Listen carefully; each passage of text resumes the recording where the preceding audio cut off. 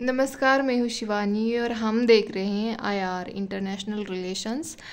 और 19 अक्टूबर से लेकर 27 अक्टूबर तक हम आईआर को ही प्रिपेयर करने वाले हैं। होप कि आप लोग भी प्रिपेयर कर रहे हों। तो अब हम आज का मतलब ये मैंने कल क्वेश्चन दे रखा था, उसको हम डिस्कस करेंगे। डिस्कस करने से पहले मैं जस्ट बताऊंगी आपको कि कैसे लिखना चाहिए इस क्वेश्चन को, और बाकी आप देख ही सकते हो। उससे पहले मतलब हम क्वेश्चन स्टार्ट करें उससे पहले मैं आपको एक बताना चाहती हूँ। हमने टेलीग्राम चैनल पे डेली क्विज स्टार्ट की है प्रीलिम्स के लिए। तो आप वहाँ पे मतलब क्वेश्चन मिक्स रहेंगे, PYQ, current affairs, statics portion, question mix रहेंगे। तो आप वहाँ पे डेली प्रैक्टिस कर सकते हैं ताकि आपकी प्रीलिम्स के लिए भी आप प्रिपेयर हो। तो चलो अब हम देखते हैं क्वेश्चन। तो क्वेश्चन को कैसे लिखना चाहिए था कि क्वेश्चन क्या है ये देखते हैं अब हम। क्वेश्चन ये है, the question of India's energy security constitutes the most important part of India's economic progress. Analyse करना है India's energy policy cooperation with West Asian countries. ये क्वेश्चन हमें 250 वर्ड्स में लिखना है, मतलब ज़्यादा लंबा जाएगा ये क्वेश्चन। तो मैं यहाँ पे ज़्यादा टाइम नहीं लूँगी, जस्ट एक बताऊँगी कि कैसे लिखना चाहिए था इस क्वेश्चन को। क्वेश्चन पे इंट्रोडक्शन में मैंने लिखा है कि energy is a critical component of a country's economic development for India to achieve a $5 trillion economy और to achieve a GDP growth rate 8%, and the power supply needs to grow by 12% annually, and thus energy security is paramount। India के लिए important है क्योंकि हम चाहते हैं हमारी जो इकोनॉमी है वो $5 ट्रिलियन हो जाए। तो इसीलिए मैंने यहाँ पे इंट्रोडक्शन ऐसे लिखा है। और बाकी हम देखेंगे कि मतलब जो इंडियाज़ एनर्जी सिक्योरिटी इम्पॉर्टेंट है तो उसमें हम कैसे प्रोग्रेस कर रहे हैं वो देखना है। तो वहाँ यहाँ पे मैंने कुछ पॉइंट्स में बताया कि जैसे कि यहाँ पे हमें जो हम ऑयल और बाकी अदर गैसेस वो ये सब इंपोर्ट करते हैं ना, उसको रिड्यूस करना है। और सेकंड मैंने यहाँ पे लिखा है कि इंडस्ट्रियल नीड जो होती है हमारी एनर्जी की, उसको मतलब जैसे कि देखो अब हम ना वो सुपर कंप्यूटर यूज़ करने लगे हैं तो उसके लिए एनर्जी लगती है। बिग डाटा एनालिस हो, जैसे इंटरनेट अब 5G आ गया है, कुछ दिनों के बाद 6G भी आ सकता है। तो इनकी डिमांड तो बढ़ती जाती है।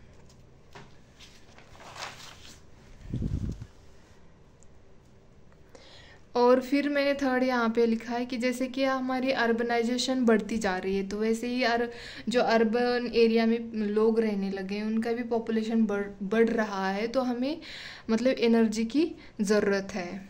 जैसे कि मैंने यहाँ पे डाटा भी लिखा है कि 2015 तक मतलब हमारा जो पॉपुलेशन है वो 40% बढ़ जाएगा, तो उसके अकॉर्डिंग हमें एनर्जी की नीड भी लगेगी। तो फोर्थ है यहाँ पे न्यू टेक्नोलॉजी, जैसे कि हम व्हीकल जो यूज़ कर रहे हैं तो उनके लिए भी हमें एनर्जी लगती है, तो इसके लिए हमें अदर सोर्सेज भी देखने पड़ते हैं। फिफ्थ है स्पेस प्रोग्राम ऑफ इंडिया, जैसे कि अभी हमने चंद्रयान भेजा था, वैसे ही अभी हम और भी सारे मिशंस भेजने वाले हैं। चंद्र पे हो, सूर्य पे मतलब सूर्य के लिए मतलब सन के लिए भी हो, तो इसके लिए तो एनर्जी रिक्वायर होगी। सिक्स मैंने लिखा है, देखो सारे हमें ना डायमेंशन कवर करने होते हैं। टेक्नोलॉजी लो, डिफेंस लो, अदर गवर्नमेंट स्कीम्स हो, और अर्बनाइजेशन हो, तो ये सारे डायमेंशन जैसे कि पॉलिटिकल हो, इकोनॉमिक हो, एनवायरमेंटल हो, ये सारे डायमेंशन हमें ना लिखने पड़ते हैं, तभी जाके हमारा क्वेश्चन मतलब जो आंसर है वो बेहतर लगता है और मार्क्स ज़्यादा आते हैं। तो ऐसे ही लिखना है हमें। फिर है यहाँ पे अदर स्कीम जैसे गवर्नमेंट की उजाला है, PM गति शक्ति है, मेगा फूड पार्क है, इनके लिए भी इनका प्रोडक्शन बढ़ाने के लिए इनके लिए एनर्जी रिक्वायर होती है। तो फिर देखते हैं हम अब देखो, India's energy policy cooperation with West Asian countries, मतलब हमारी उनके साथ कोऑपरेशन चलता है। हम उनसे ऑयल, गैस ये सब इंपोर्ट करते हैं। जैसे कि मैंने यहाँ पे लिखा है इंडिया ईरान एनर्जी रिलेशंस। हालांकि ईरान के ऊपर सैंक्शंस है, फिर भी हम उनके साथ अपने रिलेशन बैलेंस करके चलते हैं।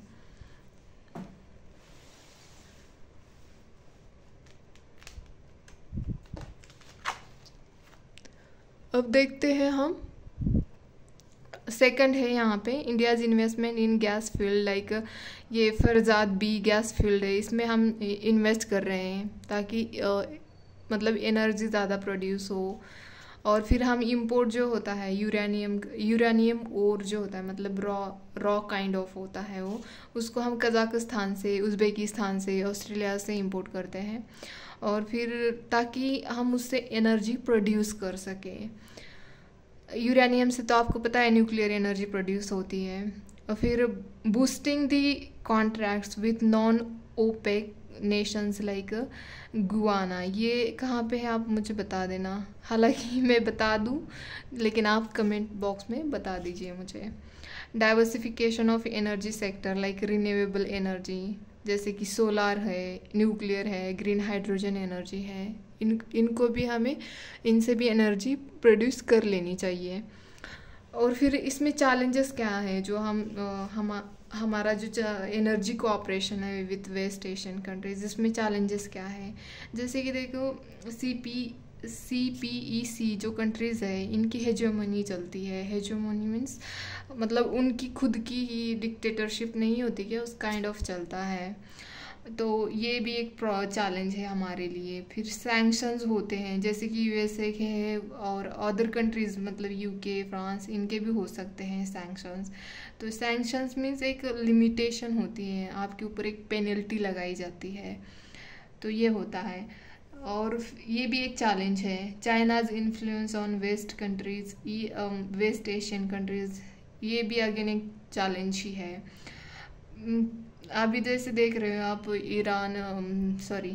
इज़राइल एंड जो हमास के बीच जैसे वॉर चल रहा है, यूक्रेन रशिया के बीच वैसे चल रहा था जैसे।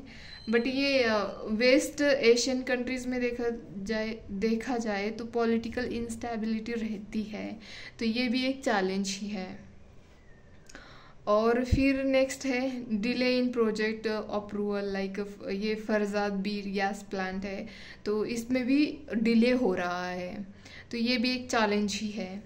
तो हमें इसको इम्प्रूव करना चाहिए। ये जो चैलेंजेस हैं इनके ऊपर तोड़ निकालना चाहिए हमें। तो फिर लास्ट में मैंने यहाँ पे कंक्लूड किया है कि bilateral cooperation must be prioritise and use of other, मतलब ऑर्गेनाइजेशन वो हो सकती है, for to strengthen the relations like SCO, Quad, जो ऐसी ऑर्गेनाइजेशन है, इनको साथ लेके कोऑपरेशन करना चाहिए। तो उम्मीद है आपको ये क्वेश्चन डिस्कशन अच्छा लगे। चलो मिलते हैं नेक्स्ट क्वेश्चन में। धन्यवाद।